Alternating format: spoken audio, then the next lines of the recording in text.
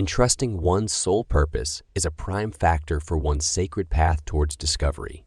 Before delving deep into an explanation of the Rosicrucians, it might as well be easy to misquote or misinterpret whom we are and the position we hold in the evolution of humanity. Our mission is to enlighten humanity towards the light.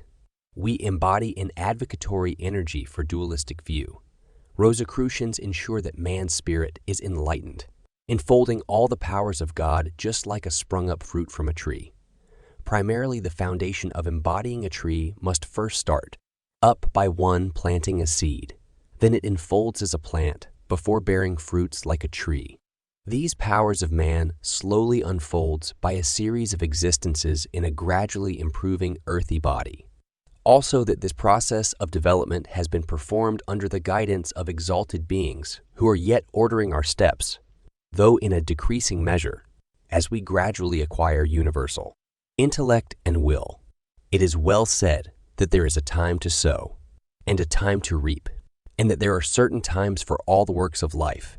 And in accordance with this law of periodicity, each impulse in spiritual uplift must also be undertaken at an appropriate time to be successful. Man embodies a split version of the universe or God. We are a holographic universe split into different version exalted beings. Though unseen to the physical eyes, we're nevertheless potent factors in all affairs of life, and every being on earth is meant to give to the various groups of humanity, or to contribute to the evolution of mankind in some way, shape, or form, which will most efficiently promote the growth of their spiritual powers. Biblically referenced in Proverbs 28:27, saying, "Those who give to the poor will lack nothing." In this Bible verse, the Creator's specification to giving isn't all about monetarily, but also in terms of physical, mental, and spiritual values. Every being is spiritually gifted to become productive to not just themselves, but to the world. Even if you don't have one, you can always ask for a gift from God, and it'll be given to you. Rosicrucians affirm the universal potential for spiritual growth within all of us. Acknowledging the deeper mysteries of life can be understood only when the individual is spiritually prepared. The main point is, how can one prepare for Rosicrucians' initiations? A sane mind, a soft heart, a sound body is a top-notch priority for one to walk with God. Hence, as a man progresses onwards and upwards in the scale of civilization and spiritual growth, we find a higher and higher conception of deity, which has flowered here in our Western world in the beautiful Christian religion that now furnishes our spiritual inspiration and incentive to improve. These various religions have been given to each group of humanity by the exalted beings whom we know in the Christian religion as the recording angels, whose wonderful provision enable them to view the trend of even so unstable a quantity as the human mind, and thus they are enabled to determine what steps are necessary to lead our unfoldment along the lines congruous to the highest universal good. From my scale of preference as a Rosicrucian, I believe this process isn't about accumulating intellectual knowledge or performing certain liturgy, acts, or rituals. Rather, I believe that being a Rosicrucian requires one's sanctification and purification of one's mind, body, and soul. The Rosie team isn't available to everyone or anyone. Rather, the chosen ones who dedicatedly put in the work. To be called a Rosicrucian, one must go through series of events and experiences in their lives, intense healing and studying in other to renew their minds positively. The gratification of the mind and initiation of the soul birth's tranquility of oneself. However, one must have the end goal in mind before one decides to embark on a spiritual path, having a generalization of one's inner transformation. This alchemical process involves cultivating virtues such as wisdom, compassion, and humility, expanding one's consciousness and developing the capacity to perceive and work with high vibrational spiritual light beings. This process involves the readiness of the soul, intuitively knowing that you'd be divinely guided by angelic beings, whether you're aware of them or not. The sacred formula of life is knowing that the soul's a master controller of your physical body. Ironically, wherever the spirit leads, the body follows. One is prepared to delve deeper into the mysteries of existence to take on the responsibilities that comes with such attaining such knowledge. It is a universal law that a wave of spiritual awakening is always followed by a period of doubting materialism. Each phase is necessarily in order, that the spirit may receive equal development of the heart and mind without being carried too far in either direction. However, each being has a light and dark traits that must be in balance in other to move forward. In several Gnostic and Hermetic texts, this process is referred to as the yin, and yang, the light traits, governs the godly nature of oneself. The dark or ego traits is one's protective side, driven by one's life force, also known as the Q or key energy. The key energy balances every aspect of one's being. Once broken, it destabilizes the body, causing nervous problems, upper and lower back problems, brain fogs, arthritis, or restless legs syndromes, etc. However, when you're on a dedicated task assigned to you by the universe, your key or key energy must be healed or regenerated and protected by powerful angelic beings or spirit guides. These great beings aforementioned, who care for our progress, always take steps to safeguard humanity against harm and danger from people and entities who are drowsy towards selfishness, bitterness, hate, anger, the wave of materialism. They protect and fight against spiritual injustice, trolls, lies, and false statements from people who are bitterly resentful towards growth. Out of our decisions or ego, the universe outlines a path for each sin, every one of us. Each being has a reward of karma or dharma, depending on our choices. Our karma, whether good or bad, is so blended that it will satisfy both the mind and heart. However, every reward or payback comes with a message or warning from the higher-ups, preparing them for as they dance to the beats of their own drums.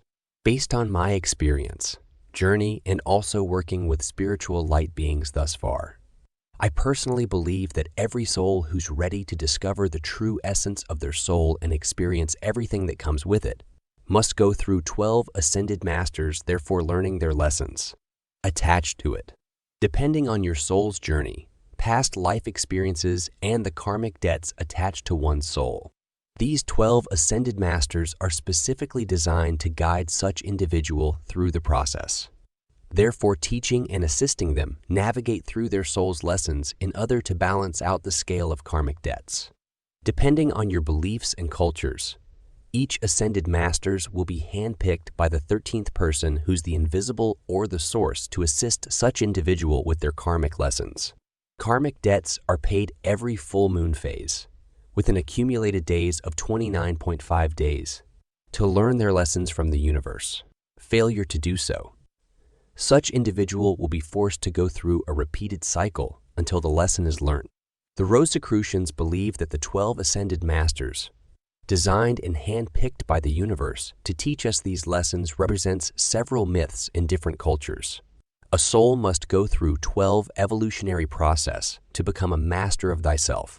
These 12 monumental figures also represents the 12 months of the year and the 12 zodiac signs. A soul must have attained balance and mastery, therefore embodying all the astrological signs. Doing so, such individual has gained balance in all areas such as emotional, spiritual, and physical strength, healing and mastery, spiritual enlightenment and wisdom, expansion of unconditional love and kindness towards others, especially those who are not yet awakened. The reason is because to whom much is given, much is equally expected. There are so many people that are not yet enlightened the way you are. The information you attained from your spiritual lessons should make you humble and kind. Therefore, using what you have learnt to teach another and spreading awareness. The cosmic creator of everything within the universe, the center and the periphery of the visible and the invisible, created certain universal laws to guide the affairs of the cosmos, of which, if there's a violation of any, there must be a balance in other for things to move forwards. Picture it this way. The universe is like a rolling bubble, and inside this bubble, there are cosmic laws in it.